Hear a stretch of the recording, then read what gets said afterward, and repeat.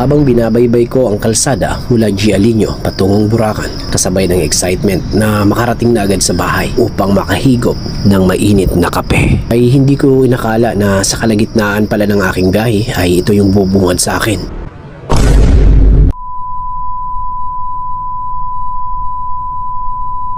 Mga bata na nakahandusay sa kalsada. Sa unang tingin, animoy walang mga buhay. Kinabahan ako saglit. Pero habang papalapit, tiningnan ko naman ang paligid. Wala namang bakas ng dugo. Kaya ito ang naging konklusyon ko.